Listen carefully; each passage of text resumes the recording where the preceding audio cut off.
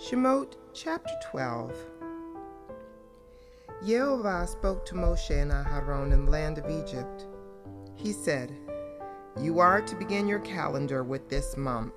It will be the first month of the year for you. Speak to all the assembly of Israel and say, on the 10th day of this month, each man is to take a lamb or kid for his family, one per household, except that if the household is too small for a whole lamb or kid, then he and his next-door neighbor should share one, dividing it in proportion to the number of people eating it. Your animal must be without defect, a male in its first year, and you may choose it from either the sheep or the goats. You are to keep it until the 14th day of the month, and then the entire assembly of the community of Israel will slaughter it at dusk. They are to take some of the blood and smear it on the two sides and top of the doorframe at the entrance of the house in which they eat it. That night they are to eat the meat, roasted in the fire. They are to eat it with matzah and maror. Don't eat it raw or boiled, but roast it in the fire with its head, the lower parts of its legs, and its inner organs. Let nothing of it remain till morning. If any of it does remain, burn it up completely. Here is how you are to eat it: with your belt fastened, your shoes on your feet, and your staff in your hand, and you are to eat it hurriedly. It is Yehovah's Pesach, Passover. For that night I will pass through the land of Egypt and kill all the firstborn in the land of Egypt, both men and animals, and I will execute judgment against all the gods of Egypt. I am Yehovah. The blood will serve you as a sign marking the houses where you are. When I see the blood, I will pass over. Hebrew, Pasach, you. When I strike the land of Egypt, the death blow will not strike you. This will be a day for you to remember and celebrate as a festival to Yehovah for generation to generation. You are to celebrate it by a perpetual regulation. For 7 days you are to eat matzah. On the first day remove the leaven from your houses. For whoever eats hametz, leavened bread, from the first to the 7th day is to be cut off from Israel. On the 1st and 7th days you are to have an assembly set aside for God. On these days no work is to be done except what each must do to prepare his food. You may do only that. You are to observe the festival of matzah, for on this very day I brought your divisions out of the land of Egypt. Therefore you are to observe this day from generation to generation by a perpetual regulation. From the evening of the 14th day of the first month until the evening of the 21st day, you are to eat matzah. During those 7 days, no leaven is to be found in your houses. Whoever eats food with hametz in it is to be cut off from the community of Israel. It doesn't matter whether he is a foreigner or a citizen of the land. Eat nothing with hametz in it. Wherever you live, eat matzah. Then Moshe called for all the leaders of Israel and said, "Select and take lambs for your families and slaughter the Pesach lamb. Take a bunch of hyssop leaves and dip it in the blood which is in the basin and smear it on the two sides and top of the door frame.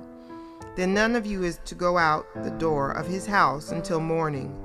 For Yehovah will pass through to kill the Egyptians, but when he sees the blood on the top and on the two sides, Yehovah will pass over the door and will not allow the slaughterer to enter your houses and kill you. You are to observe this as a law, you and your descendants forever. When you come to the land which Yehovah will give you as he has promised, you are to observe this ceremony. When your children ask you, 'What do you mean by this ceremony?' say, 'It is the sacrifice of Yehovah's Pesach, Passover, because Yehovah passed over the houses of the people of Israel in Egypt when he killed the Egyptians but spared our houses.'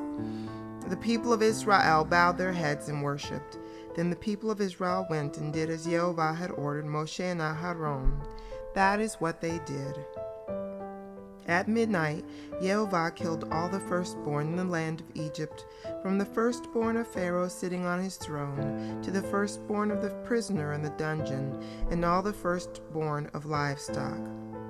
Pharaoh got up in the night, he, all his servants, and all the Egyptians, and there was horrendous wailing in Egypt, for there wasn't a single house without someone dead in it. He summoned Moshe and Aharon by night and said, "Up, leave my people, both you and the people of Israel, and go, serve Yehovah as you said.